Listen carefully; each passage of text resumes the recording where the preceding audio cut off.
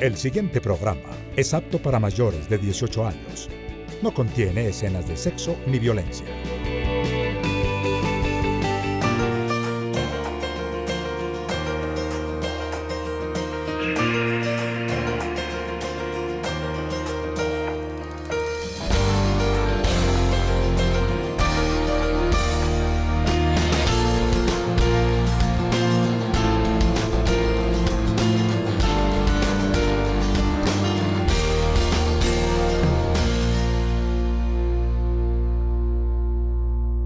Hola, bienvenidos a Vive el Agua. El agua es vida y no se privatizará la vida. Este es el programa institucional de Sintraems de Subdirectiva Bogotá, el sindicato de la empresa de acueducto, alcantarillado y aseo de la capital con 80 años de trabajo sindical. Bien, hoy queremos invitarlos para que se queden con nosotros y conozcan más sobre la central de operaciones de la empresa de acueducto, desde donde originamos nuestro programa. Y les comparto el temario. Hablaremos de Tibitoc, la planta de tratamiento de agua, paz y medios de comunicación, la reforma tributaria. Así que quédese con nosotros. El agua es vida y no se privatizará la vida. Y desde el Centro de Operaciones de la empresa de acueducto, alcantarillado y aseo de Bogotá estamos con Jorge Eduardo Fraile Gómez, tesorero de Sintraems de Subdirectiva Bogotá y además coordinador de PQR de atención al cliente de la zona norte. Hablemos con la bienvenida a Vive el Agua, Jorge, de todo lo que se maneja aquí en esta central de operaciones. Sí, Gladys, gracias por invitarme nuevamente al programa Vive el Agua de Sintraems de Subdirectiva Bogotá. Sí, efectivamente, estamos en la central de operaciones. La dirección es Avenida Calle 24, número 3715. Aquí es donde está ubicado todo el gobierno corporativo de la empresa de acueducto alcantarillado de Bogotá, desde su gerente general, con cada una de sus gerencias, hasta el nivel inferior aquí de la empresa. Y este es un referente, ¿no? A uno le hablan de la empresa de acueducto y uno se imagina ya la que está cerca a Corferias. Sí, claro. De pronto la gran mayoría de nuestros usuarios le llega en su factura, pero no tienen el referente de que en cada uno de sus sitios tenemos, por ejemplo, los CADES, tenemos puntos propios. Nosotros tenemos 5 puntos propios. Y hay zonas también de atención. Pero hablemos de lo que se puede realizar acá, de lo que los usuarios de la empresa de acueducto pueden realizar acá. ¿Cuáles son esos trámites? El trámite que se realiza acá, independientemente de lo que tiene que ver con el gobierno corporativo de la empresa, es similar en cada uno de los puntos de atención. Y aquí pueden solicitar independizaciones, solicitudes de servicios, lo que tiene que ver con constructores urbanizadores, también quejas, peticiones, quejas y reclamos, lo mismo que lo que tiene que ver con denuncias por defraudaciones de fluidos, que ha sido bastante fuerte en Bogotá, ya que tenemos las pérdidas aproximadamente en el 39%, Gladys. ¿Hay algún trámite que el usuario no debería venir hasta esta zona central, hasta este centro de operaciones? Como te decía, todas las solicitudes se pueden hacer en cualquiera de los puntos de atención. Pero hay que evitarles de pronto a los usuarios que tengan unos desplazamientos innecesarios, ¿verdad? Sí, a ver, la idea que siempre ha tenido la empresa de acueducto alcantarillado de Bogotá es facilitarle absolutamente todo a nuestros usuarios capitalinos, y por eso nosotros tenemos dispuestos, por zona tenemos un sitio de atención propio. A ver, si vamos a hablar de la zona 1, hablemos cada uno de los puntos de atención, así muy rápidamente, Gladys, si me permites. Está la zona 1. Tenemos punto de atención propia, que es en la avenida Suba con calle 118. Ahí está ubicado el punto de atención. Y pueden solicitar absolutamente y hacer todos los trámites servicios que se mencionaron. Correcto. La zona 2 está ubicado en la carrera séptima con calle 33. La zona número 3 está ubicado aquí en la central de operaciones, avenida Calle 24, número 3715. La zona 4 está ubicado en la avenida Caracas con la calle 44 Sur, en Santa Lucía. Y la zona número 5 tiene su punto de atención propio y es en el centro comercial Unisur. Perfecto, ahí tienen ustedes para que se vayan orientando y vayan acudiendo al más cercano. ¿Recomendaciones para los usuarios? A ver, las recomendaciones para nuestros usuarios. 1, la empresa de acueducto de alcantarillado de Bogotá les brinda un excelente servicio, un excelente producto. Entonces la recomendación es que cuiden este producto. Que, por ejemplo, los tanques de las diferentes residencias, de lo que tiene que ver también con los diferentes predios, se tengan el mantenimiento, que las redes internas también no tengan fugas, para no desperdiciar este producto que es tan vital, ¿no, Gladys? Y también para garantizar que la calidad de agua que siempre está llevando la empresa de acueducto sea la misma que nosotros vamos a recibir al momento de abrir la llave. Exactamente, en el momento de abrir el grifo. Pues a Jorge, muchísimas gracias por acompañarnos, por contarnos más de lo que encierra toda esta central de operaciones de la empresa de acueducto, alcantarillado y aseo de Bogotá. Gracias, Gladys. Y no, decirle a los usuarios capitalinos que esta empresa de acueducto alcantarillado de Bogotá es de ustedes los que pagan la factura. De pronto, en casi todos los programas que además ha invitado Gladys, ¿por qué les digo siempre a los usuarios estos? Porque es que nuestra obligación con ustedes, los usuarios y suscriptores que pagan la factura, es atenderlos con una sonrisa y solucionarles absolutamente cualquier inquietud para que ustedes se sientan satisfechos con la atención prestada por los usuarios de la empresa de acueducto alcantarillado de Bogotá, que nuestro referente son ustedes y lo hacemos con excelente satisfacción, porque la razón de ser son ustedes. Pues bien, nosotros aquí estamos entonces con la camiseta puesta de la empresa de acueducto, alcantarillado de aseo de Bogotá y con la de Sintraemdes, por supuesto. Jorge, nuevamente muchas gracias. Lo invito a usted y a ustedes, televidentes, porque tenemos más información en Vive el Agua. El concejal Manuel Sarmiento nos acompaña, él es concejal de Bogotá del Polo Democrático Alternativo y con él vamos a hablar de Tivitoc, esta segunda planta de abastecimiento de agua que surte hasta un 30% en condiciones normales y también puede llegar a surtir hasta un 75%. Concejal, bienvenido a Vive el Agua. Gladys, un saludo para ti, muchas gracias por la invitación y un saludo para todos los televidentes. Vamos a hablar, concejal, de cómo es que Tivitoc pasa a ser operado por capital privado. Bueno, Tivitoc es una planta de tratamiento de agua potable que queda ubicada al norte de la ciudad. Coge las aguas sucias del río Bogotá, que todavía no están tan contaminadas porque no han entrado a Bogotá, las limpia, las potabiliza para ser consumidas por los usuarios. ¿Qué sucedió? Durante la primera alcaldía de Antanas Mocus, que pues se impuso todo el dogma neoliberal de las privatizaciones, se dijo que era mejor que esa planta fuera operada por privados, porque pues el mismo cuento de siempre, que son más eficientes, que lo hacen mejor, que el Estado es muy corrupto, y el señor alcalde Antanas Mocus, imponiendo todas las concepciones del consenso de Washington, del Fondo Monetario Internacional, del Banco Mundial, o sea, de los extranjeros, decidió privatizar esa planta entregándola mediante un contrato de concesión. ¿A quién se la dio, Gladys? Esto es bien importante. Miren quién se quedó con ese jugosísimo negocio. Eso es un consorcio privado compuesto por 3 compañías. Una se llama Veolia, que es una multinacional francesa, una de las más grandes multinacionales del sector de servicios públicos. Otra se llama Fanalca. Fanalca es de la familia Lozada, que son de los mismos dueños de Transmilenio, de las famosas 12 familias de Transmilenio. Y la otra se llama Corfi Colombiana. Corfi Colombiana es nada más y nada menos que el del principal banquero del país, el señor Luis Carlos Sarmiento Angulo, y estas 3 compañías se han lucrado contrariando o vulnerando los derechos de los usuarios y el interés de todo el distrito. Sin duda este es un contrato leonino, hablemos un poco más en detalle de este contrato, su duración y demás. Es uno de los peores contratos que existen en Bogotá, en la historia de Bogotá, es supremamente leonino en la medida en que va en contra del interés general y solo favorece el interés particular de Sarmiento Angulo, los franceses y los mismos señores que también tienen negocios en Transmilenio. Quiero destacar solamente una de las cláusulas, que es la de la garantía del pago de un caudal mínimo. ¿Cómo funciona eso? La planta de tratamiento de Tivitoc es como una especie de fábrica de agua. Coge agua sucia del río Bogotá, la trata y produce agua limpia, produce metros cúbicos de agua limpia. Entonces lo que se señaló en el contrato es que el acueducto siempre le va a pagar por un caudal mínimo de 4.5 metros cúbicos de agua.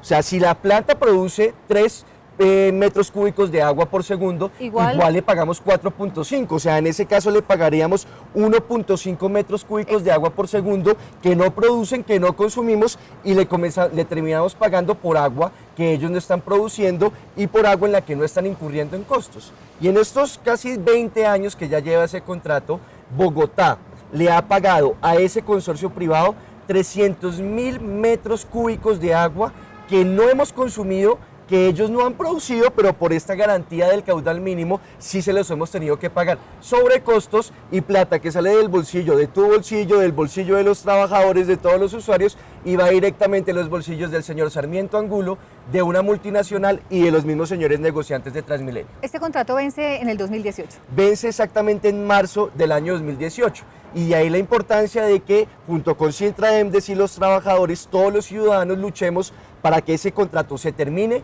no se prorrogue y la planta vuelva a ser operada por la empresa de acueducto. Vamos a hablar en detalle de ese punto, pero es importante hablar de la denuncia que usted hizo, del que la empresa posteriormente ha perdido un laudo arbitral en ese tema. ¿En qué consiste precisamente esa denuncia?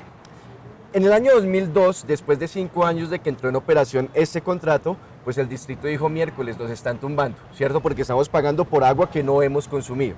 Entonces en ese año llegaron a un acuerdo con este consorcio privado y dijeron, bueno, el agua que se está produciendo y que ustedes nos están pagando y que no estamos produciendo, vamos a llevarla a un banco de agua, a una ficción que armaron, que es simplemente un registro de cuántos son los metros cúbicos de agua que no se están pagando, que se están pagando y que no se están produciendo. Entonces eso fue creciendo con los años y el consorcio privado a través de ese acuerdo se obligó a devolver esa agua que le debía al acueducto. Y eso nunca lo devolvieron. Entonces, más o menos en el año 2011, el acueducto presentó una demanda ante un tribunal de arbitramiento y les dijo, señores del tribunal de arbitramiento, estos señores me deben 300.000 metros cúbicos de agua que no me han devuelto. Y entonces comenzó el pleito y en el pleito los representantes, los abogados del acueducto cometieron unos errores gravísimos. Uno que ha resaltado la Contraloría, el acueducto demandó y este consorcio privado presentó lo que se llama una contrademanda en el mismo proceso. Y a los abogados del acueducto, Gladys, se les olvidó contestar la contrademanda. Y entonces terminó el acueducto perdiendo el pleito, los señores Sarmiento Angulo, Fanalca y Beloya se terminaron ganando los 300.000 metros cúbicos de agua y eso nos costó a los bogotanos la bobadita de 80.000 millones de pesos. Continuemos con este tema de Tibitoc que próximamente pues esperamos tenga una buena solución, un buen final. ¿Por qué es más costosa el agua que llega de Tibitoc? ¿Por qué es más costosa para la empresa? El costo de potabilización de la planta de Tibitoc por metro cúbico es de 444 pesos. El promedio de costo de potabilización de las otras plantas que sí opera directamente el acueducto, como la de Weisner y también como la del Dorado, es de 220 pesos más o menos, o sea, en Tibitoc es el doble. Digamos que hay algunas razones porque allá se tiene que bombear el agua, se tiene que sacar del río Bogotá y bombearlo un poquito hacia arriba y eso pues puede aumentar en algo los costos. También es agua del río Bogotá, entonces descontaminarla, potabilizarla puede ser un poco más costoso, pero el principal factor por el cual es el doble del costo allá que en otras plantas que tiene y que sí opera el acueducto, es que allá no solamente tenemos que pagar los costos, o sea, allá no solamente tenemos que pagar a los trabajadores, a los químicos, los insumos que se utilizan, la energía con la que opera la planta, sino que también les tenemos que pagar a Sarmiento Angulo, a Fanalca y a Beloya la tasa de ganancia. Entonces, de esos 222 pesos, de esos 440 pesos, que es el costo de potabilización, 200 o 300 se puede ir en costos, pero el resto es para los bolsillos de Sarmiento Angulo, de Fanalca y Beloya, de ganancia, y por eso es tan costoso. Esta concesión, como lo hablamos hace un momento, está por terminar y precisamente Sintraems de Subdirectiva Bogotá, en su más reciente negociación colectiva, recuperó la operación de Tibitoc. Esta planta va a volver a ser operada por la empresa de acueducto, alcantarillado y aseo de Bogotá. Usted fue asesor en esta negociación. Cuéntenos cómo se logra eso. Bueno, es un triunfo no solamente del sindicato, de Sintraems y de los trabajadores, sino también de todos los ciudadanos. Todos estos años en los que operó la planta este consorcio privado, pues está clarísimo y se demostró con números, con los hechos que yo he indicado acá, que ese fue un mal negocio para la ciudad y un mal negocio para la empresa de acueducto. Entonces, en medio de la negociación, uno de los puntos que la comisión negociadora dijo que era uno de los puntos estratégicos de la negociación era el tema de recuperar para la empresa de acueducto y para todo Bogotá la operación de la planta de Tibitoc. Y durante las negociaciones se explicó, se demostró con cifras, la administración estuvo reticente, pero pues ante el grueso de los hechos y ante la lucha que hicieron los trabajadores, pues aceptaron que esa planta la retomaría la empresa de acueducto y a partir del 2018, chao Sarmiento Angulo, chao Beloya, chao Fanalca y otra vez la empresa de acueducto iba a operar. ¿Qué hacer? Seguir luchando. El sindicato a luchar, los trabajadores a luchar, toda la ciudadanía a luchar y los concejales que respaldamos estas concepciones democráticas vamos a estar atentos también para exigir que esta planta vuelva a ser operada por el distrito y por la empresa de acueducto de Bogotá. Y una vez sea operada por el distrito y por la empresa de acueducto, ¿cuál es ese beneficio? ¿Cuál es la importancia de que venga esa operación aquí a manos de la empresa de servicios? Se reduciría el costo de potabilización, porque ya no tendríamos que pagar esa ganancia que se le está pagando a las empresas privadas y en esa medida habría un impacto favorable en las tarifas para todos los ciudadanos. Recuperaríamos el patrimonio público y dejaríamos de entregarle un bien tan estratégico como es el agua a un consorcio privado compuesto pues por los personajes que ya he mencionado, los mismos de Transmilenio, el principal banquero del país y una multinacional que lo único que les interesa es lucrarse con un derecho fundamental como es el derecho al agua. Concejal Manuel Sarmiento, gracias por acompañarnos, gracias por estar siempre aquí de la mano de Sintraemsdes. Bienvenido siempre a su espacio Vive el Agua. Muchas gracias, Gladys, de nuevo a ti por la invitación, un saludo de nuevo a los televidentes y mi mensaje a que luchemos en defensa del patrimonio público de la empresa y por recuperar la planta de Tibitoco. La defensa de los recursos naturales es uno de los pilares de Vive el Agua. Los invitamos a conocer la defensa del agua que hace un abogado ambientalista que está en huelga de hambre desde el 18 de octubre. En Colombia, especialmente durante los últimos gobiernos, se ha estado legislando para impulsar la inversión extranjera y con el argumento de que hay que promover la confianza inversionista, se le regaló el país a las multinacionales. Por ejemplo, en el sector de los hidrocarburos, los contratos que adjudicó la Agencia Nacional de Hidrocarburos para la nociva práctica del fracking en el bloque del Magdalena Medio solo le dan una participación al país del 2%, mientras que las multinacionales obtienen el 98% del crudo o del gas que se produzca. Aquí cabe recordar el modelo contractual que dejó el expresidente Álvaro Uribe con el decreto 1760 de 2003, que entrega totalmente el crudo a las multinacionales, dado que en una de las cláusulas del contrato se establece que si dichas empresas le venden a Colombia el hidrocarburo para consumo interno, el país lo pagará de acuerdo al precio internacional y en boca de pozo, es decir, cuesta lo mismo tener petróleo que importarlo. Llevo 6 años recorriendo el territorio nacional, de arriba a abajo, de un lado al otro, acompañando a comunidades campesinas, indígenas y afros en torno a lo que es la defensa del recurso tan vital como lo es el agua. Esto se dice campaña por el no, pero no es precisamente el no que el país ha estado acostumbrado por estos días a escuchar, sino por la no destrucción de los santuarios naturales colombianos.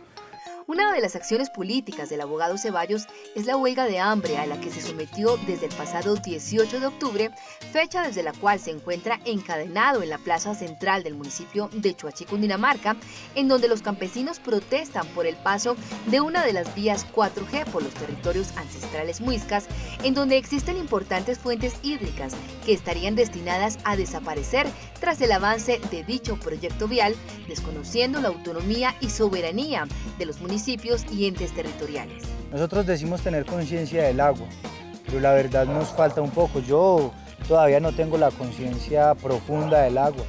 La estudio, la veo, la analizo, tanto que me consumo pues estos 3 tipos de agua. Durante su huelga de hambre, Ceballos solo ha consumido agua de páramo, agua azufrada de termales y agua de manantial pH 7.7. Esto con el propósito de hacer un acto de protesta contra la ANLA y solicitando que se suprima esta entidad del ordenamiento jurídico colombiano y en defensa de los santuarios naturales del país.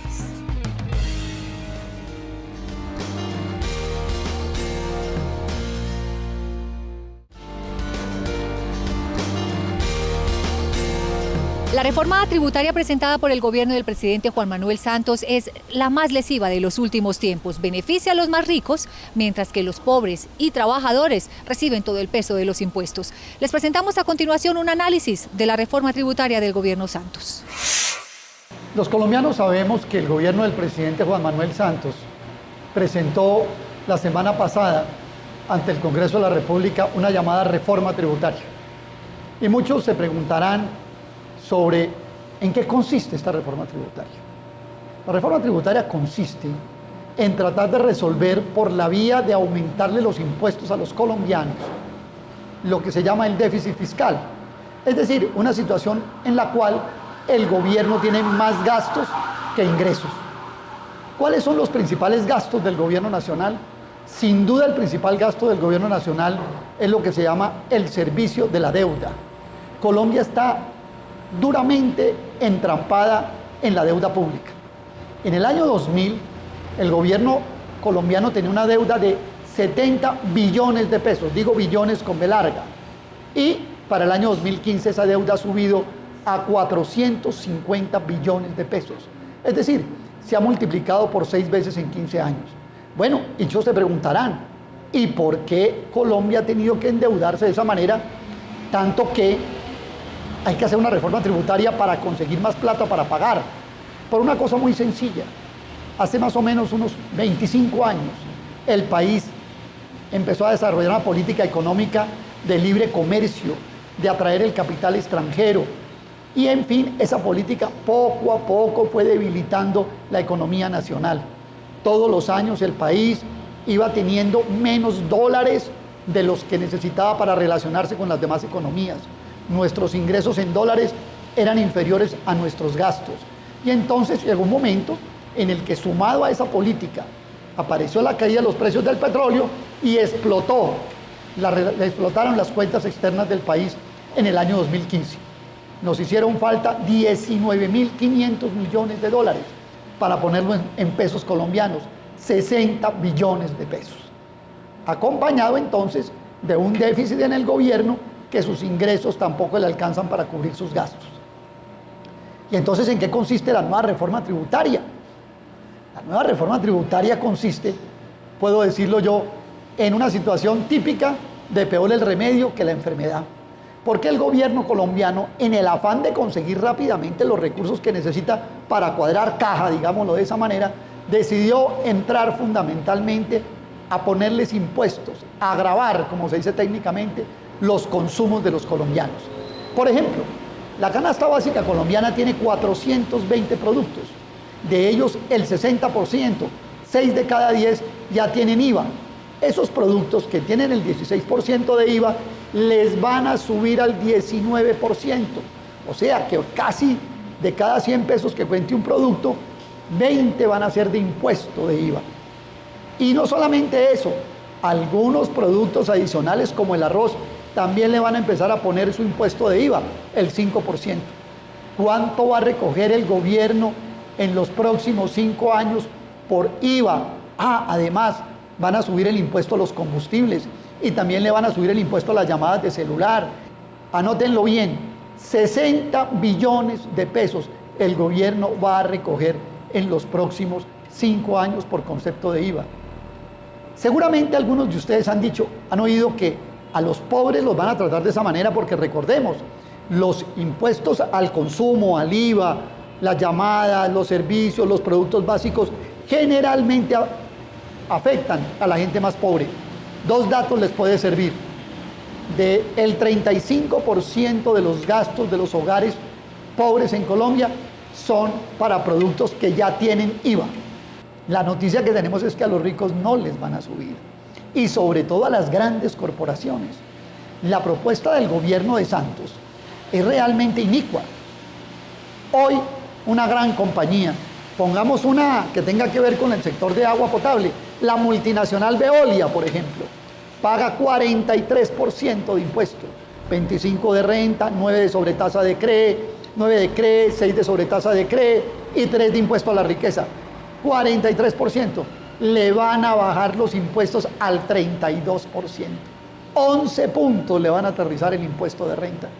¿Cómo les parece que las 10.000 más grandes empresas de 1.300.000 que hay en el país, esas 10.000 se cogen el 54% de las utilidades, mientras las microempresas, que son 1.200.000, apenas cogen el 12% de todas las utilidades empresariales de Colombia, y van a ponerle la misma tarifa al tallerista de Don Matías Antioquia con confecciones, o al fabricante de calzado en el Restrepo, que al señor Carlos Slim o que al señor Sarmiento Angulo. Una verdadera injusticia.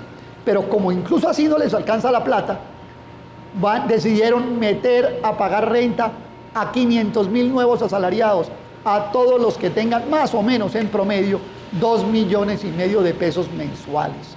Incluso a los que ganen 1,5 millones también les van a hacer, como diría algún presidente que me acuerdo ahora, una retencióncita en la fuente, un pellizquito en la fuente, y poco a poco a los asalariados colombianos les van quitando su salario. Es decir, hasta lo visto, consiste en una reforma tributaria que les sube los impuestos a los pobres en sus consumos, la gasolina, el impuesto al arroz, le sube el impuesto a 200 y pico de productos de la canasta básica y se la baja a los magnates, porque la filosofía que tienen, que siempre ha estado equivocada, es que si los ricos ganan mucha plata, ellos le chorrean un poco al resto de clases sociales, y eso no resulta ser cierto. Digamos entonces que estamos frente a la más injusta reforma tributaria de la historia de Colombia. y nos dicen que es estructural. Me temo que no, porque una reforma estructural tiene que ser una reforma que modifique el sistema económico del país, porque los problemas fiscales de un país no son su problema en el fondo, son una manifestación, son la fiebre de la enfermedad, no es la enfermedad. La enfermedad está en la política económica que se ha hecho de favorecimiento del capital financiero, de las petroleras, de las mineras, de las grandes transnacionales, de los grandes negocios, en detrimento no solo de los trabajadores, de los campesinos, de las clases medias, sino incluso hasta en detrimento de las mismas empresas nacionales.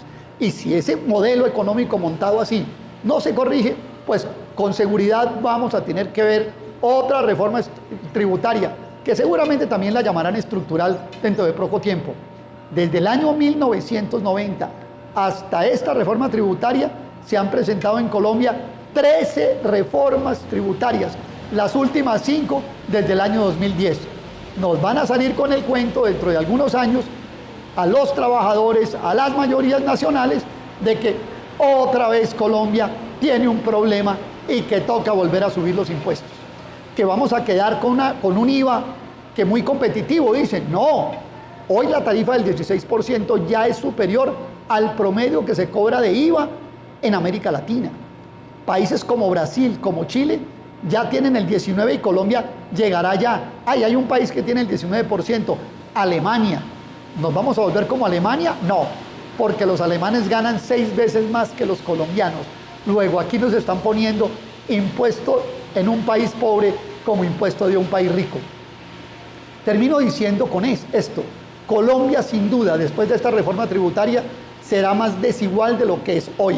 No nos olvidemos que Colombia está en el podio de las Olimpiadas de la desigualdad en el mundo y vamos por la medalla de oro después de esta reforma tributaria. ¿Qué hay que hacer para que esta reforma tributaria, que para mí, de todas las malas políticas económicas de Santos, resulta ser la peor, no se puede implementar? Hay que movilizarse. Trabajadores, organizaciones sociales, campesinos, productores del campo y la ciudad, hasta los empresarios nacionales se tienen que estar quejando porque lo que les van a hacer, ponerle la misma tarifa de renta para pagar el impuesto de renta que a las grandes multinacionales, consiste sin duda en un golpe muy duro a la producción y al trabajo nacional. Esta reforma tributaria es simplemente la expresión de una operación enorme de saqueo y de desangre de la riqueza, del ahorro y del trabajo nacional que se viene produciendo durante 25 años y lo único que hace es reforzarla. ¿Que la reforma tributaria va a tener impacto sobre la carestía? Claro que lo va a tener. Algunos estudios dicen que el año entrante, por la sola reforma tributaria, la inflación, el índice de precios al consumidor subirá un 2,2%. Es decir, que cuando nos estemos dando el feliz año, el 31 de diciembre, cuando estén sonando las campanas del nuevo año del 2017, ya el costo de la vida, en razón de la operación de esta reforma tributaria, arrancará con un 2,2%.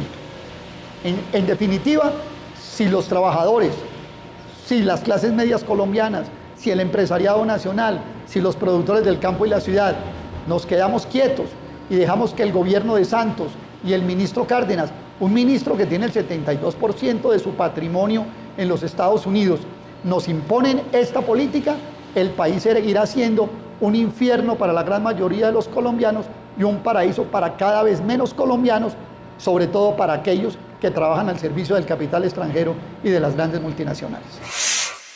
La prensa ejerce un papel importante en los escenarios de conflictos en el mundo. Es también un generador de opinión en las personas, formando ideas y ambientes propicios para la paz o para la guerra. Aquí les tenemos un análisis crítico del conflicto interno colombiano y la búsqueda de la paz. La prensa es llamada el cuarto poder y dicha afirmación evidencia la altísima influencia de los medios de comunicación en la formación de la opinión de las personas frente a diferentes temas. Y uno crucial para Colombia es el tema de la paz. Evidentemente, unos y otros actores del conflicto tienen un discurso político, pero también los medios de comunicación tienen una política editorial. ¿En qué medida estas políticas editoriales polarizan al país y propician ambientes de paz o ambientes de guerra? Yo creo que los medios de comunicación no son solamente el reflejo neutral de lo que pasa, sino también tienen un discurso político, y ese discurso político puede servir o a mostrar un país caótico o a mostrar un país donde nada está pasando, y eso depende algunas veces de cómo los dueños de los medios de comunicación o su política editorial quiere favorecer o no a alguien que esté en el gobierno.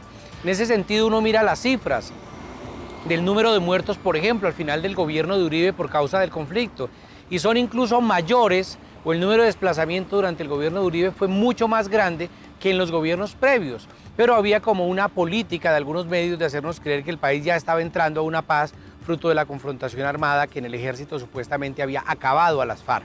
Me parece que el problema de cómo se leen las estadísticas, cómo se presentan los hechos, cómo se incluyen ciertos matices o se quitan variables, contribuye a que nos veamos una idea.